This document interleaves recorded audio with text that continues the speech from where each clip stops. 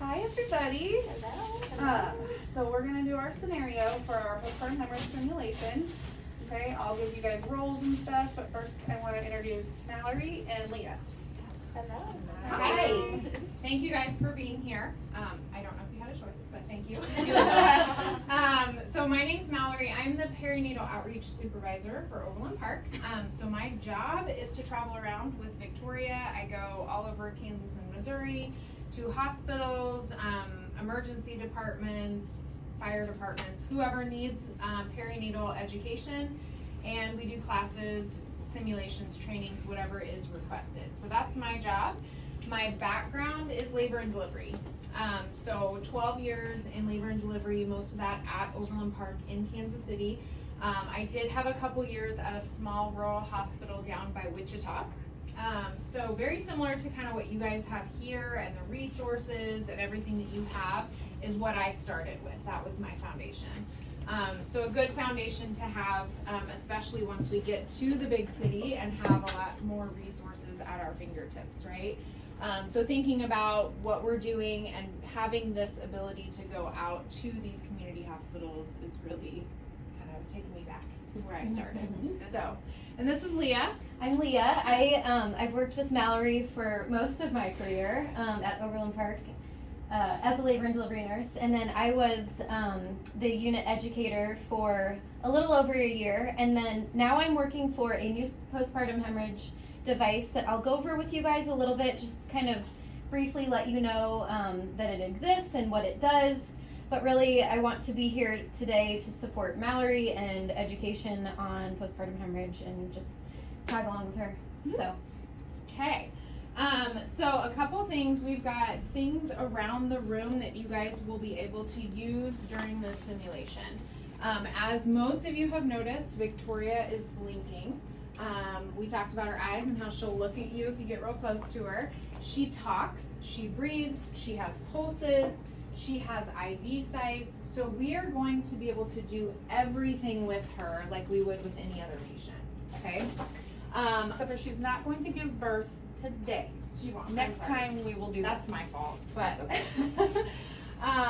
on this right arm, we have her IV already set up like you typically would for your deliveries. So we would adjust that accordingly as you normally would. Over here on her left arm, she has an IV, but it's not really there until you guys are ready to start a second line, right? So all you'll have to do is pull off this tie to be able to access a second line. You'll notice that she has drains on either side. Please don't mess with those. This is how we're able to actually infuse fluids into her and not destroy her. We are not Okay. going to run the blood into her. We're just going to pretend that we did. Okay. Okay. She also has her own vital signs machine over here. So her vital signs are going to pop up for you. It is touch screen, so as we go through the scenario, if you feel like we're moving ahead, we're ready for the next set of vitals, you can touch it where it says NIBP, and then click stat, and it will give you another blood pressure, okay? You'll notice those are not turned on yet because she has no monitors on her. So once we start putting things on, I will actually turn her on to be able to simulate that part. Okay. Also, before we get started, I am introducing, it's not my app, I shouldn't take credit for it, but I'm all about making my life as a nurse easier. There is an application called Quick QBL. You can find it wherever you typically get your apps. It's blue with a red heart right there. Okay. Oops, I'm getting out of it. Go back. It used to be free, and then it was like 99 cents, but somebody in one of the previous groups said it was free again, so you might be able to download it for free today. But it's customizable to your facility. It does come pre-programmed with some of the general standard things that all hospitals and units have across the board, but you can adjust them to your own stuff. So you would want to weigh, you've got your dry weights here, you could plug those in accordingly. And what this allows you to do is, as we're doing QBL, we're pulling things out, throwing them up here. I just have to go in and say what my total weight is. Let's say it's 650, okay? And then I just have to pick out what my dry weight items are, right? So we've got maybe a chucks in there. We'll say we've got some lap sponges, and I've got a basin. And then down at the bottom, it's keeping a running total for me of what her total QBL for that particular measurement is.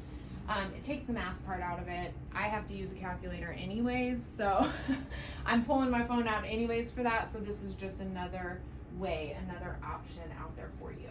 Okay, so Since quick you're doing it every QBL. 5 minutes, it might be something that makes your life a little bit easier. A little bit easier, right? So, also for someone who doesn't work in our unit, like if you hand it off to one of the techs or a float pool person, you can say, here's this, and I'll just call out to whatever it is, and you can just use that. And it might be easier for them than having to go, okay, this is this, I'm gonna, you know, carry the one. You could even mark on here with a dry erase marker. I got one of those, 3 of those, 4 of those, and then they can plug it in for you or do the math part for you, right? So, Okay. all right, I'm gonna assign you guys roles.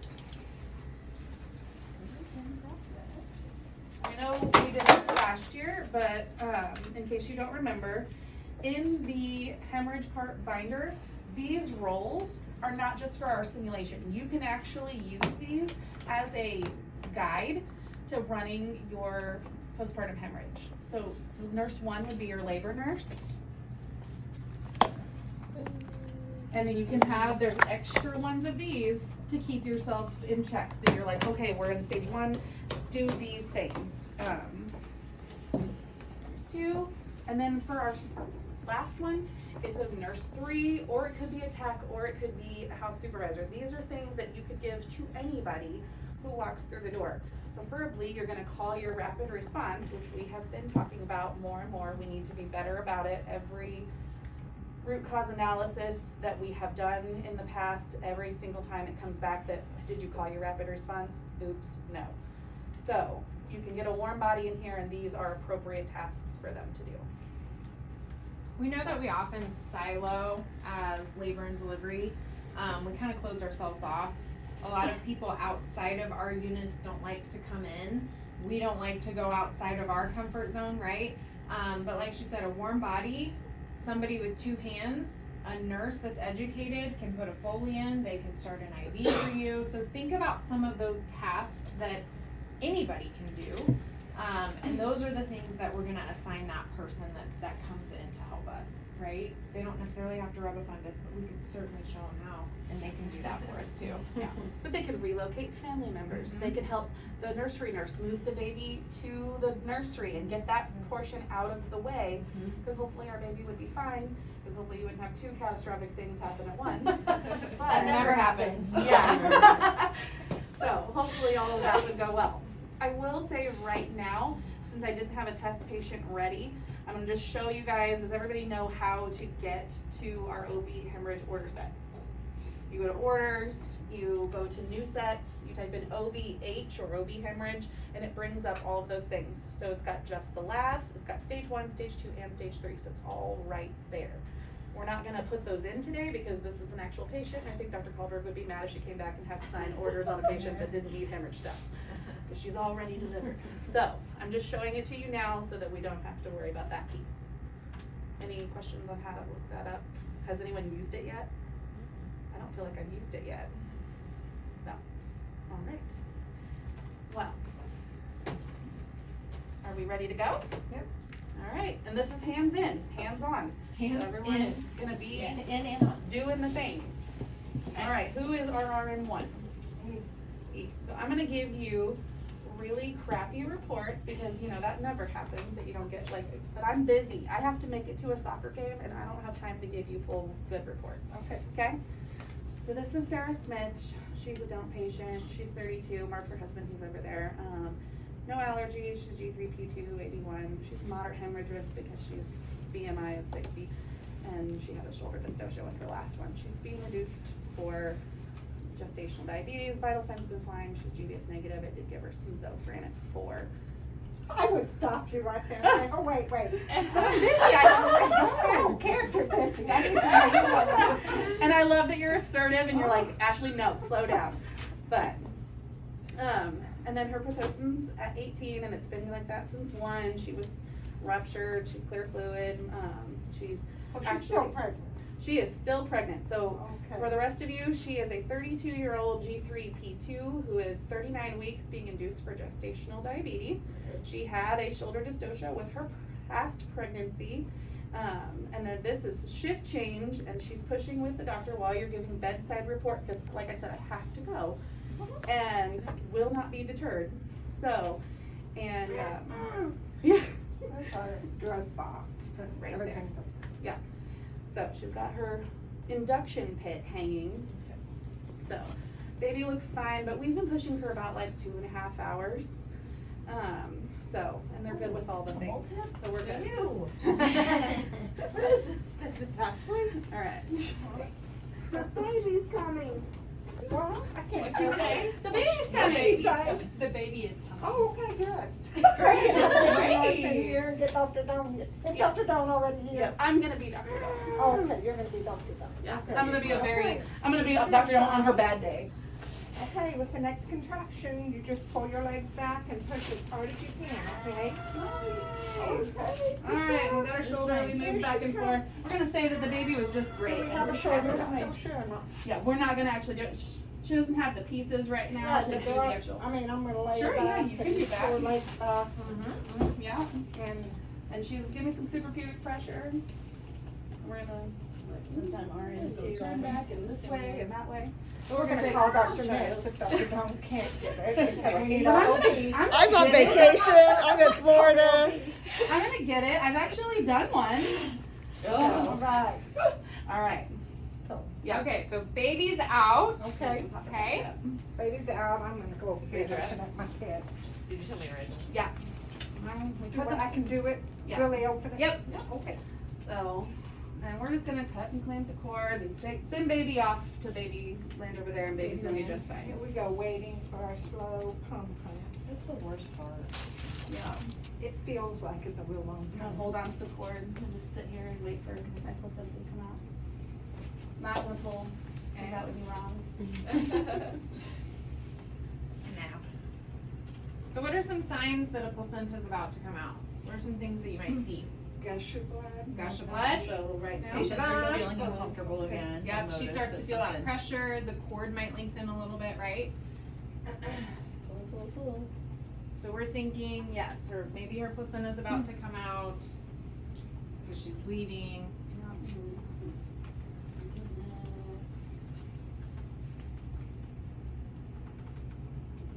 Alright. At this time, like everything's going pretty normal, right? 132 over 82, heart rate 97, and her uterus firm. What we got? Is the placenta out? Oh, I know, I thought you said Huh? it was out. We're not out yet. Oh, We can be okay. out. Sorry. Yep. Okay. We're gonna slide right out. My fluids are running wide open. Okay. Blood pressure. We are a steady trickle going on here. Okay. So we'll get in there. And if I'm doing that, if we're in this, what is that? If we're doing it from the outside and the inside, we're doing, yeah. So looking for keywords. So, but we're still trickling. So can I get some nitrogen? Yeah, and this would be a good time to maybe ask for some help. Say that again. This would be a good time to maybe ask for some help. Oh, yeah. I'll call, push my call light and get somebody else in there. What's up? Oh, lots of blood. Okay. My message. Am I really drawing it up? You're just not gonna stab her. of blood pouring out. Yes. Yes. There is. Yep. I feel like I should have had all this stuff right here. I know, I feel like everything's Tammy, so I'm bad. gonna go get you the hemorrhage Where's part my stuff at? Can too. I get some 4x4s? I can do that. Do you want me to get them out the Yes. door or do you have somewhere else set in? You want some already bloody ones? Do we want Yeah. Okay. Oh, yay. Oh, that's nice. More blood. I don't feel good at all. Okay. I'm gonna pull it up and scan her and then. Yeah, you don't actually stab her. Do what? Don't actually. Don't stab her. actually Oh, stab her. okay. Wipe her with that. I'm gonna go ahead and put in stage 1 orders for sure. That's a great suggestion since I'm super overwhelmed over here. Yeah. Oh my, I'm just trying to get a message. No pressure, no pressure, kid. Okay, okay. And then the dad and the mom over there are freaking out, so what would be Okay, a good- family, why don't we come on outside? And move that baby out of here, we need more Yes. people. Call the rapid response and Okay. just get them back I here. will We call got a rapid hemorrhage. response. Yeah, so when you call your rapid response, who's gonna show up? Won't there be respiratory doctor, like ER doctor, or whoever, It's a- or house? So it'll be the ICU charge, the med surge charge, the hospitalist, lab, radiology. Pretty much everybody. Pretty much everybody, So so. I've given my Methogen. I mean, I feel like I'm on the Yeah. wrong side. Why don't we start having somebody weigh some of this stuff? I'll do that. I got stuff here. Oh, she's puked everywhere. Do you want me to actually weigh? Do you want me to actually weigh? Okay. Do we have a Foley? Not yet. I'm That gonna would start be a a great, second line that as would be a well. great idea. Joanna, would you put a Foley in for Yeah. me, or does she already have her second ID? I just She was started really it. so I just did it. fast. Yeah. I'm real So we also have- rapid quick. Our rapid infuser, what would be a good so thing beta to get Okay. some, can actually- when our volume's Is going it actually down, insert? we want volume in, what would we wanna do? I'm sorry. No, you're okay. So volume's going down in our mom and we wanna get volume in. The volume. So another thing, she's got a second line, what could we put over there to do that? Well, we're not gonna do blood at this point. No, but just you could get another LR. bag of LR Okay. and put the Fine. Oh, the infuser, Freaky yeah, there's thing. more. Yeah. I'm gonna verbalize and put these on. Okay.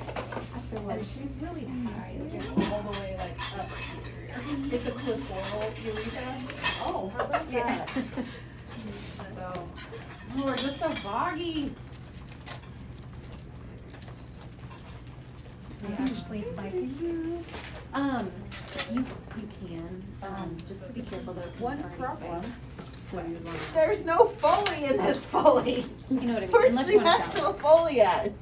Is it behind you? There's no Foley in the Foley. There's no Foley in the Foley. trick. I'm like, where's my stuff? I don't even know, oh, I think I took it over there. Over there. Faulty kit, guys. because that Of would course, actually that happen. would happen. You know? Right. And so 9 times out of 10, we do the red rubber, but the red rubber would go in here and that would alter our count. So it would be, if we can, it would be easier just to put a Foley in. So, I'm sorry, the urine count doesn't alter. So what's really, going into our underbody realistically, strength. I'm listening to the doctor, waiting for my, I've given Methogen, but she may order something else. Yeah. I've got LR going wide open, I've got my pit going But wide open. I'm super overwhelmed. You can give me suggestions of what I don't feel need good to at all. do. You can give me Well, the suggestions. doctor, well, you're doing good. Yeah. Does she have a history of asthma? No, she doesn't. So we should probably She move doesn't to- have a history of asthma. Move to the next Oh, med. Okay. Well, so would you like a hemabate with a side of My blood Imodium? pressure is dropping to 83 over She's really- 63. No. Yep, so Heart let's rate is 90. You got so No, much heart rate is 140. Oh, there it is. You don't have to say Oh, it. I'm Okay. looking for one. Yeah, Okay. because heart she's rate. We're in trouble. Yeah. Yeah. Because All heart right, rates we'll are get in a our pouring first out there. indicator. We're not looking, if we're already to blood pressure, we've already lost at least Yeah. a liter. So, and she, look at her, she's just pouring. Yeah, let's go ahead and get TXA ready as well because We're gonna we're gonna use it. hand over stuff Yeah, I to be need to weigh weighed. more. Yep. Do we have like a fake TXA? I don't wanna take it I'm out, covered in but red. Okay. we can like, I know. we're gonna put an extra Over there. underbody Yeah. straight under there, so if this starts filling up, I'll just pull it out, Okay. put another one in there, and then you can start weighing it up. Okay, we're at least 200 there. So, for fun purposes, we're gonna say we're at least a liter out. Okay. There's So stuff we all need to go on underneath to here. stage 2 Yes. hemorrhage protocol. Can I make a pause just on that one Yes. comment you made? What I try to do is I always try to look and say, after my amniotic baby delivers, it's going to be full of amniotic fluid. Yes. So really that's the first level I look to say, well, where is it now? Mhm. And then I have to subtract that later. Right. Gotcha. And that's where we rely on the physicians to know what was in here from ahead of time and to tell us what's in this. And then to also pull things out and be like, weigh this, weigh this. Okay. So, just to keep from making a huge giant mess. We also talked a little bit about possibly, Need if some more 4x4s. available, putting one of those drapes in your hemorrhage cart. So if you are postpartum or not in the delivery room, right, it's very simple to throw one of those under your patient and have a collection device. Yeah. So she's not just bleeding and saturating all of the pads and sheets and whatever else, but you're able to actually collect That's a good it. idea. And it also has the measurements, which makes it a little bit nice to be able to pick it up and say, this is where we are now. Yeah. Okay? I'm having trouble knowing if I should be on that side or this side, and then the blood pressures are drawn up. scanning meds this, or- 'cause, yeah. you know, I think I'm not giving the whatever wrong med to the whatever's patient most when they appropriate. visit. So if what you need to do is be over here, then be Well, over here. realistically, I would be over there, my blood pressure would be over there, and I would be manning all of this over here and Right. putting in my orders and, well, Yes. probably not, I'd be having somebody else put in my orders and giving the meds that the doctor's telling me to give. Right. But her blood pressure is 78/60, her heart rate is 140. Yeah. Do we have that going wide open in her second line? You got a second line going wide open? We got TXA going. We gave Hemabate. Did you drop the Hemabate? Sorry. I thought Joanna did. I did not, I got She did- TXA. She got the TXA. So it's infusing, TXA is infusing. Okay.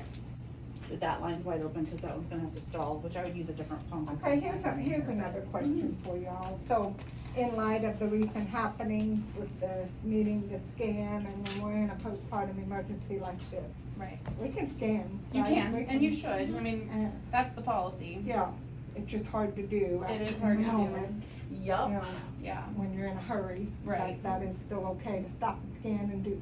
It should be, yes. Yeah. All And of the think about- orders should be in the order sets that Right, we've right. created. It's just So a we matter shouldn't of have to getting it pulled enter up and orders, just drawn up scan and them. Scanned and given. Yeah. Yeah, the only orders that you would have to enter would be the staging orders, and that just gives you your, like, your tasks to weigh your blood product, you know, weigh your materials, do your vital Okay. signs like this. Have we done have we done labs on this girl yet? Ooh. Not. Okay, so we should probably, What you What do you said, want? let's get an H&H on her. And, Get an H&H. What else might you want? And, Yeah. clotting factors. Yes. And, nice. Perfect. and platelets. Now, we're What- obviously, platelets, so yeah, full Our CBC. blood is pressure's H&H. 78/50. So Yeah. we're gonna, at what point are we gonna say we want the, blood? oh yeah, I want blood, Okay. Okay. but I don't have, yeah, but math, we didn't cross, math I- transfusion protocol, call the lab and say this is OB, we Yeah, need our. our yes, rapid. and when you call the mass transfusion protocol, what happens? They just what- give us a You get negative. untyped O negative, or uncrossed O negative. You can, yeah, but they pull more products for you. So they go ahead and pull those 4 units and they pull and thaw the FFP and things like that. Because if you're giving 4 units, then you're gonna do FFP with that. Okay? So, but yes, you actually have to call and do the massive transfusion protocol. If you need the emergency release for blood, it is in our hemorrhage cart binder. So that'd be a good thing to hand off to like the med surg charge nurse. Absolutely. Or our night house Or- supervisor, something like that. Yeah. So, And honestly, I don't know about your guys' setting, but you know, our facility, labor and delivery and mom baby is separate. Labor doesn't hang a lot of blood, but the ICU, the house supervisor, the ER, anesthesia, they are pros at blood. So you could absolutely delegate that off and be like, hey, would I need love you to to hang this start blood, at the OR okay? before I get we back. also, if we get to that point, we'll use our rapid infuser and blood warmer. Now, this is in the ER and must be run by an ER nurse. You would have to make an extra phone call because the ER is not gonna respond to your code. Learned that when we did our maternal trauma code. So they're not going to respond, so you'd actually have to physically call them and say, hey, I need you to bring that rapid infuser down here and someone to run it, because we are not credentialed to do this. No, they are not allowed to leave once it's running. It needs to be manned by them and monitored by them, okay? Also, a good thing for a runner to do is go to the OR and get your bear hugger warmer, okay? Because if she's losing all that volume, she's gonna start losing heat, she's gonna get hypothermic. So, Get into a lethal triad there when they get acidotic, they've got no volume, and they're cold. yeah. You got a big problem. At any point, would I wanna put oxygen on her? You absolutely could.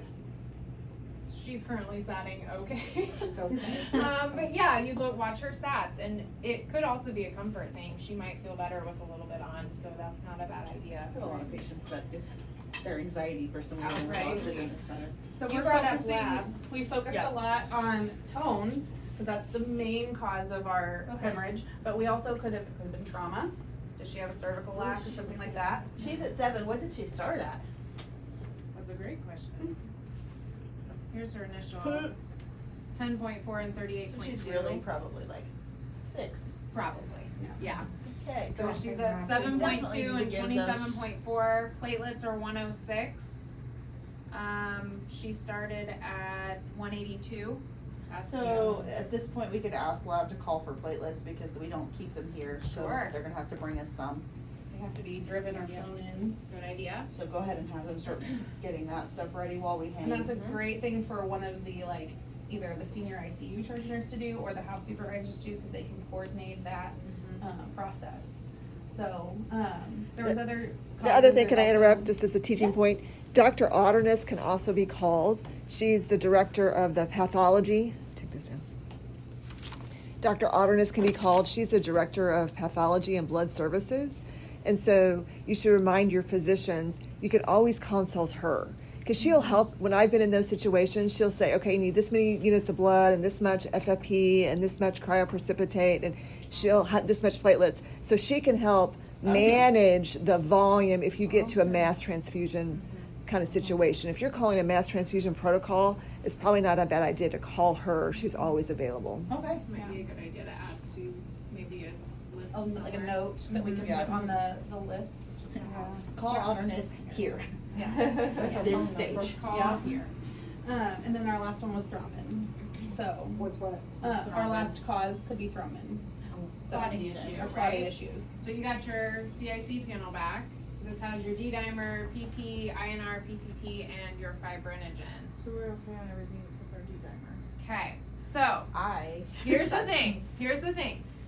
Our job as nurses is not to look at these and Right. diagnose this patient, right? Our job is to make sure this information gets to relayed to a provider who can then interpret that. If you said exactly that, or say her D-dimer is high, everything else is normal, we've done a disservice to that patient because these are not normal. Okay. These lab results, the reference ranges that come back Not for are for the pregnancy. normal healthy adults, not your pregnant patient, not your newly delivered patient. Postpartum patients are gonna take a couple weeks to get back to that normal healthy adult state, Okay. right?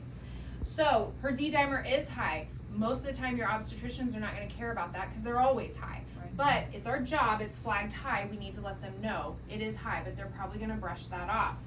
The one that's really concerning on here for me is her fibrinogen. That should be at least twice that. Okay. It should Closer be at to least 3 twice. times, at least twice that number. okay. So she should be running in the 400 to 600 range, for fibrinogen as a pregnant patient. And because she's not, this tells me that she is consuming fibrinogen very quickly. Okay. So she's gonna be out of those clotting factors very fast, okay? She's not probably in DIC yet, but she is headed that direction. So, again, you don't need to know those numbers and file them away, but what you need to know is fibrinogen's a big one, and make sure if you are unfamiliar with those labs, that you communicate that list to your providers. So read them off. And they can decipher which ones are important and which ones aren't, right? That goes for your preeclamptic labs, that goes for any labs that you draw, because I don't know them all off the top of my head. But make sure you just don't say they're all normal, okay? Okay, back to our patient. All right, your blood just got here, so you're ready to hang your blood. Okay. I'm gonna So delegate we'll that check. to. Yes, check you would that delegate it out to someone who could do it better, but for the sake of learning, we need to remember that, so you hook it up with your normal saline, you back prime the normal saline until it gets all the way to the blood tubing, because you don't wanna just bring the blood tubing down to prime. And all that. And then, of course, we have our charting system, so there's our board where it tells you exactly how to do it, and it's really easy walkthrough. Scan, document your vital signs, those kinds of things, Yeah. yes. But yes, we can delegate that out, that's a perfect piece for one of the other ones to do. They'll be like, I don't wanna do any of this, but I will do this. Yeah. You know, and so we can hand that off to someone who thinks that that's the least scary portion of what's going on. So, all right, Gives So- tons of blood. Absolutely. all right. Any steps we missed in stage 2? You guys have your things, you guys have your Okay. staging, We got our, consider moving to OR, okay? and then, yeah, that's The things we kind of missed out on was, did you ask the doctor if they wanted a second set of hands? Okay. Okay, so if it's a nighttime and it's our FP, or if it's our FP, you're like, hey, would you like me to call in Dr. Mintz for you? She's on call and I bet she'd like to come help you, you know, Yeah. things like that. Getting anesthesia here ahead of time, because we can move back to the OR with just providers and anesthesia to kind of get things situated, and then we'll get the other crew in here. In the worst case scenario, you call them in and then she stops bleeding and they just made an unnecessary trip. I mean, they're gonna be mad they're coming in either way. You might as well, you know, get Right. something out of it. So, So and we verbalized that we had to do weighing as we went, right? yes, Okay. Amanda was weighing, Perfect. so, I could put SCDs on too. yeah. But yeah, and so I always was telling the other groups, if you're considering calling in that second provider to help because the bleeding is so much, go ahead and call the OR crew. Because like I said, it takes them 30 minutes to get here. And if the worst case scenario is you send them back home because you don't need them. Right. And they might, they might grumble about it, but honestly, most of these providers and surgery crews and stuff, when they would much rather get that call and have time to change and make their way here than to get a call and say, I need you as fast as possible, right? They would much rather, they may not admit it to you, but they'd much rather take their time getting here and then turn around and go home than to have to come into a crashing patient and total chaos, right? So yeah, call them. Just be like, I need you to come in. I don't know if I need you, but I need you to come in. So we're in our stage 3. So something that you can do or that the provider can do bedside is our balloon tamponade, and we have to help them set that up. So Mallory and Leah are gonna go over the balloon tamponade, and then they're also going to, Leah's gonna show you the Jada, which is something that is new that we may or may not trial. Yeah, so there are currently 2 options out there available to help us manage postpartum hemorrhage and abnormal bleeding. The one that you guys are used to is the Bakri balloon. Okay, we'll kind of go over it a little more in depth here in a little bit, but basically the point of the Bakri balloon is to create a tamponade. We blow it up and kind of like a pressure wound, like we put pressure on a wound to keep it from bleeding. That's kind of what the point of Bakri is. Our Jada device works much differently, and you're going to immediately want to compare it to Bakri, and it is very, very different. It's different in mechanism of action, where it's placed, and when we use it in the algorithm. And I'll kind of briefly go over that. I won't flood you with all the information, but basically what it does, maybe I can... Yeah. This is our uterus, obviously. Tiny little primate uterus. Yes. So this is called the intrauterine loop. It's made of all silicone. It's got 20 vacuum pores in here. So this is the cervical seal. I kind of like to think of it more as like a vaginal seal. It plugs up the vaginal vault, okay? This is where we inflate that, and this is where we hook her up to suction. So it's time to dust off your suction at the head of the bed. Luckily, in labor and delivery, we don't have to use that very often, but we do need to make sure in this case that it is working and it is functioning. So when, let's see. So when we do have a nice good seal, this is lying in that lower uterine segment. What it does is when the suction is hooked up, it brings those lazy muscle fibers together, those boggy muscles together, pinching off those blood vessels that are supplying that bleed and that hemorrhage. So to me, it's kind of a more normal physiologic, it encourages a more physiologic action of what that normal postpartum uterus is supposed to be doing. Bakri, however, does have its place in time. We're calling this a mechanical uterotonic. So when you give your med, your chemical uterotonic, you may also think that it's time to grab your Jada. So it's stage 1. Stage 1, yeah. So it's used much sooner in the algorithm than Bakri. And that being said, if you get to that point and things aren't working, then Bakri is just another tool in your kit that will, hopefully help save the day. So they're very different. But I'll just demonstrate this really quickly. Once it comes out of the package, It's placed in here, kind of butted up against that external os. Thanks, Mel.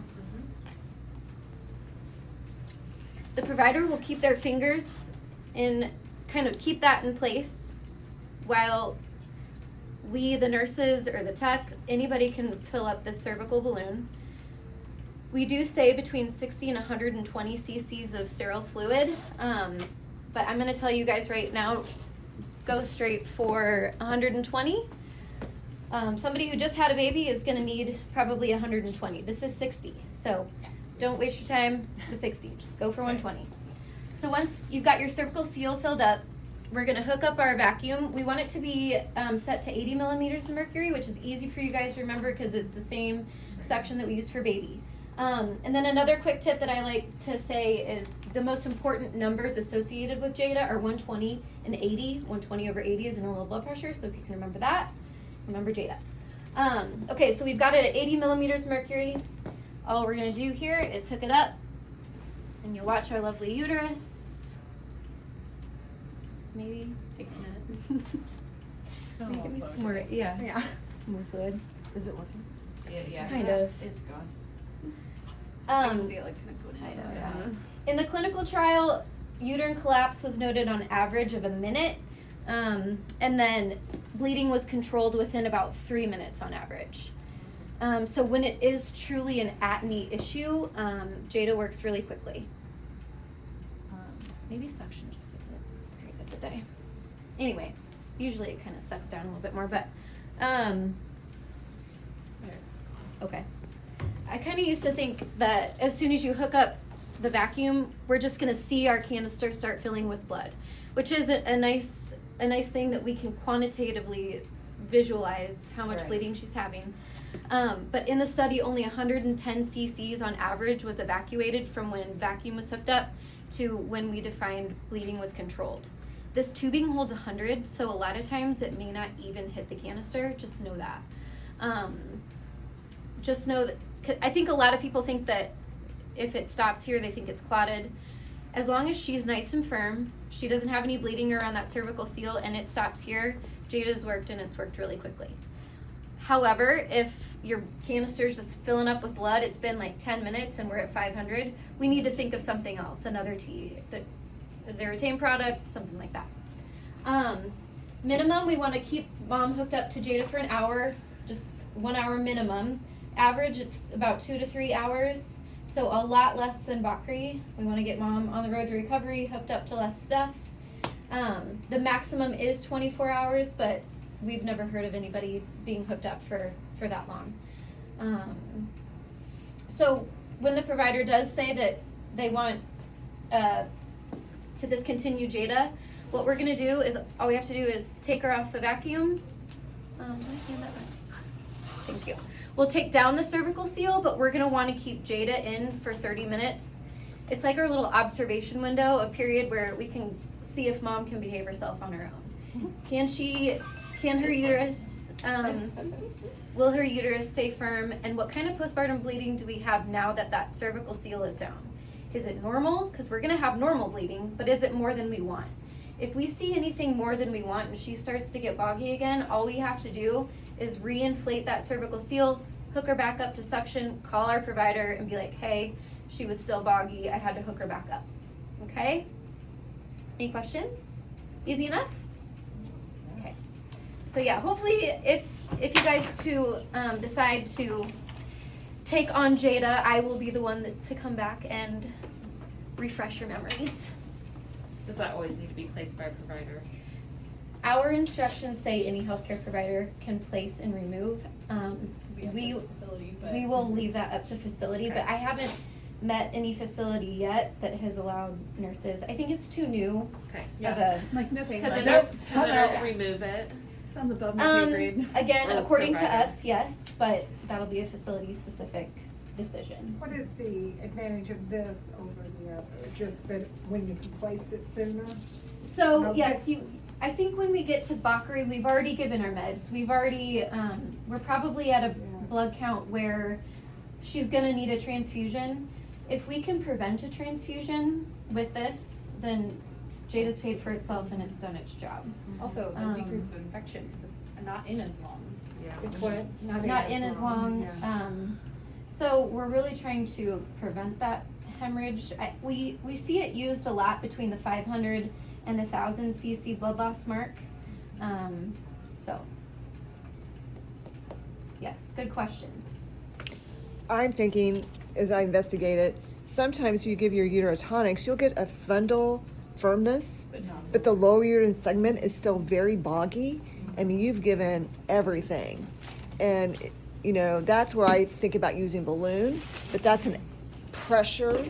It doesn't necessarily make it shrink. And so the question would be, would this help it to? So this Just kind right. of lying in the lower uterine segment, it's really good for that lower segment atony, where maybe your fundus is firm, but you still got this trickle and free flow from somewhere else. It's probably lower uterine atony, and this helps really nicely bring those, tighten those muscle fibers up. Okay, so now we're gonna talk more about your Bakri. Who's helped with one? I've just taken one out. Great, yes. So we have here a nice uterine window. Yes. Please don't read these instructions. That's a different balloon that's been discontinued, so don't even look at that, okay? So your Bakri is obviously in your hemorrhage cart. Everything that you need comes in this kit minus your fluids, so you'll just have to grab that. Which is right next to it. Which is right next door. In fact, there's a bag right behind you guys. So there's a 500 ml bag in there, which is very convenient because this can hold up to 500 mLs of fluid. The way that they actually made it to be put together is supposed to be easier. Now, how many, again, not very many of you have actually placed one of these. So it's a rarity that we're placing these. So the time comes here in 6 months, you're gonna be like, I don't remember what she just told me to do, right? It's been a long time. There's a really nice diagram in here that really walks you through it. And there are different, I mean, you can achieve the same outcomes and filling this balloon a little bit different way, but I'm gonna show you how the manufacturers actually prepared it to be done, okay? So you have, there's a little cap that's usually in here, oh, it fell down in there. A little extra cap there. This is your balloon itself, so you'll hand that off to your providers. It comes sterilely wrapped, so if you're in a delivery room, you can open that right up onto your delivery set. If you're in the OR, it can be opened up onto the field. They're gonna place this in vaginally, up inside the uterus, so past the cervix. Fingers go to cervix, they thread that in. This is the really important part. Your providers need to keep their hands there while this is being filled, okay? I have seen it happen, my providers have done it, where they pull their hands out and then they sit here and stare at the vagina. What do you think they're gonna see as we fill this balloon? It's gonna fall out, okay? Again, that lower uterine segment, super tired. If we're in a delivery room, she's still dilated, right? So there's nothing supporting that balloon and keeping it in place. So they've gotta keep their hands there. So kindly remind them, hey, if you can just kind of support that balloon while we fill it. The manufacturers actually recommend these be placed under ultrasound guidance. I've actually never seen that happen. But again, another tool. We don't have a bedside ultrasound, so Yeah. we have to Okay, call them in and so, bring in the yeah. giant machine limits. But you know, if somebody's really struggling to get this placed, or this is a really bad hemorrhage, ultrasound radiology might not be a bad idea to have here anyways. Right. So you could have them already coming, right? You could recommend if somebody's really struggling to get this in, do you want me to have ultrasound come in? Great, okay, so it's an option out there. So you've got your fluids. This is pre-spiked. Okay. So we're gonna spike our bag. This Yeah. comes in the tubing, or in the kit, I'm sorry. All right. And then I'm gonna give you Prime. that. Come on over here and hook that up. Prime it first. Oh, I think it might be primed. Is it already primed? Yeah. Okay. You don't want to put air in it. So you guys can troubleshoot Nope. this. Go for the open spot, right? Open- That's how open it comes out of the package. Right here? It Yep. only hooks on one way, okay? So you can fumble Does it around with it. screw? Yep. Oh, There yeah, you go. there we go. Okay, now your other interesting, piece like that a you have in there stopcock. is a syringe. Looking at this and how it's set up, where do you think that syringe is gonna go? Here? You got it. So again, it's designed to make it a little bit easier for you. Now, the way that it comes out, initially this was turned like this. coming out of the package. If you look at your diagram, it's actually going to show you want that to be turned off, and it tells you off whichever way it's pointing. Okay, so we want it turned off that way. We played with that. You'll see what happens if you don't. Yeah. You're going to get a shower. Okay? Yeah, you are. Yeah. Okay, so it's turned off there. Now the way that it's designed, this little three-way valve is super important to make your job easier, okay? All I want you to do is pull back on that plunger. And it's gonna take some muscle. Yeah, this is a big syringe, okay? She's pulling back, it's pulling out from that bag there. How much? Go ahead and pull the whole thing. So we can put So- up to 500 in here. To make things easier, our syringe comes with 60. For your math skills, you might want to just put in 50 at a time. Sure. Okay. Because I have a really hard time Right. doing All right, math now- in my head. Without touching anything else, I want you to push on the plunger. That little three-way valve right there is now pushing the fluid into here. You don't have to mess with your You don't have to mess with the I can pull stopcock this- at all. I'm gonna pull this Nice. out just so we can see it Yeah. better. Okay. So it's just a push-pull motion if you set it up the way that they designed it to be done. Okay. Meant to be time, like, time saving. Yeah. So pull again. And if you forget to move Or that here, Terry, stopcock, why then don't you've you pull? lost fluid. Now we don't know how much is in there, right? So it's designed to stay as a closed system, push and pull. Now, this is in real life. Your adrenaline's running, you pull back on that syringe really fast. It's kind of the elevator situation. The music's playing, you gotta wait till the syringe fills and then push it in. So it's not super fast, because you do have to wait for that syringe to fill. But honestly, if you hooked your fluids, I feel like it's taking a million years, even though. I know, in this moment, and I've been in those situations, and the providers are like, "Are you filling it?" And I'm like, "I am trying. I'm doing it, I promise. Everybody's, adrenaline's up to there. If you were to hook your bag directly to that balloon, it honestly is not much faster. It takes time for the balloon to fill. So this is actually just as quick as trying to run the fluids in themselves. Like we said, this is the one that we pulled this directly from our This is hemorrhage your part device. this morning.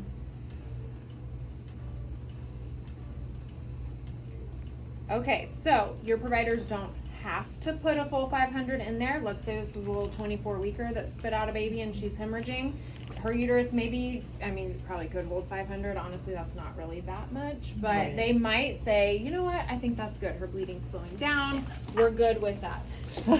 That was a long time to be squatting. So now everything from the Bakri past can go away, right? So we do want to make sure we turn off to the rest of that, and then we can go ahead and take that part off. That's what your extra cap came for.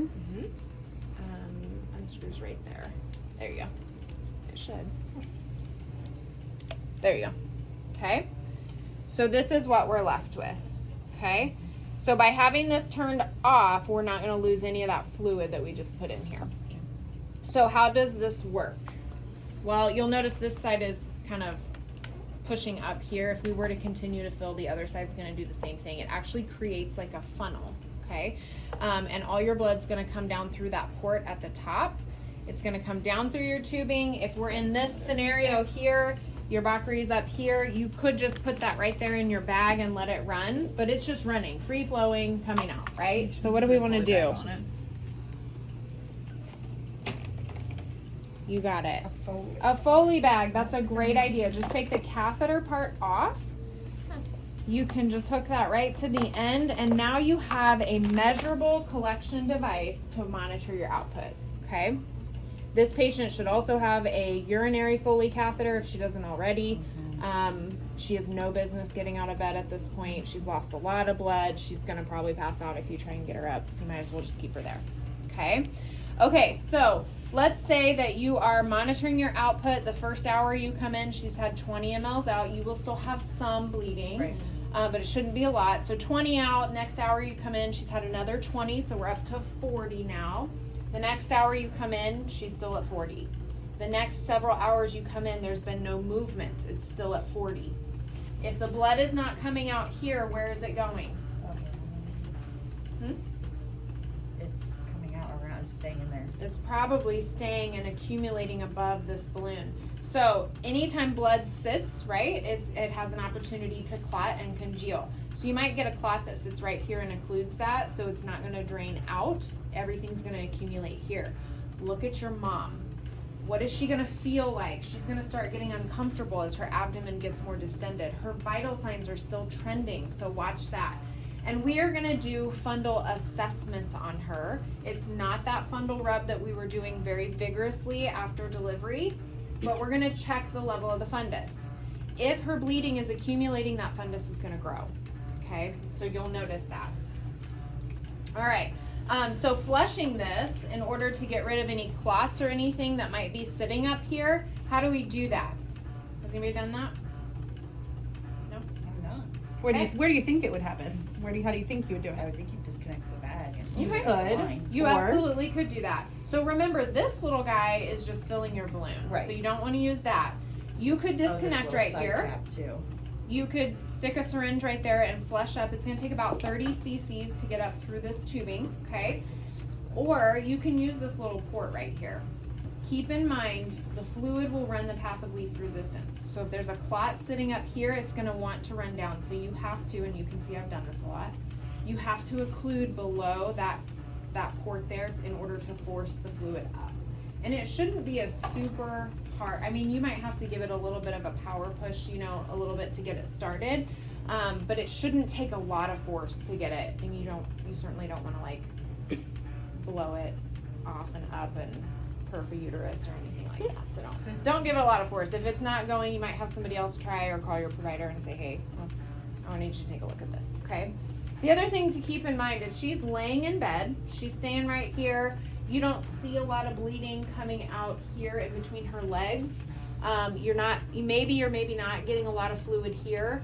Make sure you're checking underneath her, because if she's laying in bed, it could ooze a little bit around this balloon. Again, 500 isn't a whole lot. So make sure we're doing that adequate peri-care. She's got a Foley, we gotta be, taking care of that, but roll her. Make sure there's not a whole bunch of blood behind her, okay? One of the things too, remember how much you put in to get the clot, because you'll want to subtract that from your output. Yep. So what goes in comes out. If you flush it with 30 mLs and you get 90 out immediately, remember 30 of that was your flush, okay? So keep that in mind. 24 hours max for these bad boys, and then when you take them out, how do we take it out? You said you've removed one? Yeah. Gradually. So you take out like Gradual. 50, 50, Yep. 50. So remember what total volume was in there to begin with, and the providers will guide you on that. And once you take out 50 an hour or whatever they say, like Leah said, the idea is as we're gradually removing this, we're allowing that uterus to come down with the balloon. If you release it all quickly, the uterus might freak out. And make sure that your providers are aware of this patient's history. So if they order Methergin, you can tell them, you know what, she's got chronic hypertension. They might say, I don't care, look at her blood pressure, okay? She could probably use a boost right now. So they may override that, and that's okay. It's just our job to make sure that they have all that information. If she has a history of asthma, but she hasn't used an inhaler in 20 years, right? They probably don't care about that, but again, make sure they're aware of it. So that you've got those, careful, don't slip. Yeah, I think there's a little water on the floor. Oh, We could probably turn this off, actually. So also, Cytotec. That's an option. It's in your kits, right? It's on our algorithms. How do we give it? We can give it rectal. There's also some evidence coming out that there's another route we can give it. Buccal. Yes, and you might start seeing some of that. So, I know. You gotta take into consideration the full picture, right? And it's super gross, chalky. Yeah, great. And we're giving them like 4 or 5 tablets here. So there is a difference in how they work. Buccal is actually faster. It'll start working quicker. Rectal is gonna last longer. Okay, so I've even had providers that will split it and give them some buccal, some rectal. The other thing to keep in mind, I read an article that looked at the different medications. Cytotec, when it is metabolized, it is basically a relative to Hemabate. It is basically the same thing, okay? So if you have given Hemabate to your patient and it hasn't worked, Cytotec is not gonna work. vice versa. If you give Cytotec to your patient and it's not working, Hemobate's probably not gonna work, okay? So just to keep in mind as you're moving through that algorithm, we may not give all of the medications, but there's a reason behind that, or maybe different routes that we're gonna try, okay? The other thing is the 4 common meds, your Methergen, Hemobate, Cytotec, and PIT, those are all uterotonics. The idea is that's gonna work on the contraction of the uterus, right? TXA is a whole breed of its own, okay? It works in a whole different method. Anybody know how that works or what it works on? Clotting, you got it. So at this point, we have tried her PIT, we've given her 1 or 2 of those other meds. Maybe someday we try a Jada and see if that works. If it's not working, we're starting to think, what else could be causing this? The majority of the time, tone's gonna be your issue, right? And so that's why we start with those things. But if it's not working, or you know a history of something else that could be going on, start thinking about what else could be happening. And that's where TXA comes in. That's where we start thinking about, you know, different transfusing different things, maybe looking at a Bakri a little sooner, that kind of stuff, okay? If this doesn't work, now what? OR. Yep. So like she said, make sure you've called your people. We can start moving her that direction if we need to before they get here. They're gonna try some fancy stitch work with a B-Lynch suture, which is tying it up like a roast. Your COVID mama got that, didn't she? Mm-hmm. It's the only one I've ever known of down here. There are some providers that may not feel comfortable with that. It's really kind of an older therapy that they might try. So a lot of physicians I know haven't even had that training because there's nobody around to train them to do it anymore. So hopefully you've got some providers that can do that. That is ultimately last ditch effort. Okay, if that doesn't work, she's gonna lose her uterus. But hopefully we can save her life. Yep. That one went back, the one that Ashley had that got the sutures here. Mm-hmm. She got flown to Springfield, didn't she? We talked about it earlier in one of the other ones about how she went into DIC, had 3 different 2 OBs and a general surgeon working on her. Well, and then once she got to Mercy, they took her back to the OR and did uterine artery. Oh, okay, yeah. She signed a consent for a hyster if needed. She did not need a hyster. And her baby's crawling, so all is good. She's great. And her baby is crawling. Yeah. They went home. They went home in a week, and Nice. they're safe and sound, which Nice. is she's I a went to high miracle. school with her. Figure. She's a miracle. She's one of our miracles. Very so, good. You did all the right things, it sounds like. But What questions do you guys have? In what situation would you ever use TXA prophylactically? So there's not a lot of actual evidence supporting prophylactic use. We are a center of excellence for placenta accreta spectrum. So when we get a lot of transfers of those patients specifically to deliver at our hospital for that reason. We do give it prophylactically on those patients. But not a routine thing. If you knew of a If you patient have with a a clotting history. disorder, potentially that could be something to consider. So there might be circumstances, but there's not a lot of supportive evidence to just What give if she it. just had a low platelet count? Does that even help? Not I was necessarily, gonna say yeah. Peterson was gonna have us transfusing platelets and giving TXA on her Mennonite that went to Farms. with 7 platelets. 7. Wow. 7 She platelets. wanted to live at home. So I think there are some considerations that you might be But able not a to make that, routine. but not as a routine, thing, just to give. She went to Farms. And you guys did a great job with your TXA. I saw you pull it up whoever did that, pulled it up and set it on the pump. So this is not something that should be slammed into our patients. It's supposed to go over 10. 10 minutes. So you can push it, but that's gonna tie somebody up for 10 minutes and we've got other things to do. So use your pumps, just screw it on there, run it over 10 minutes. This is an old medication. It's super old. It's been used in medicine for a long time. It's very new to the world of OB, okay? So there are other populations that they can infuse it much quicker. For the OB population, that is not the case. So if it you needs have to an be given ER fast. nurse coming and you're like, hey, can you draw up this TXA for me? And she's like, oh yeah, I'll give it for you too. Don't let her slam it into the patient. Mhm. Put it on the pump for 10. Yes. Yeah. And she'll be like, why? There's a reason. Just listen. Yeah. There's a lot of things physiologically going on with this mom that's different, right, than the normal population of patients that a lot of other places are accustomed to treating. So, yeah. Alright. Okay. All right. Any other questions? No? You guys did great. You did.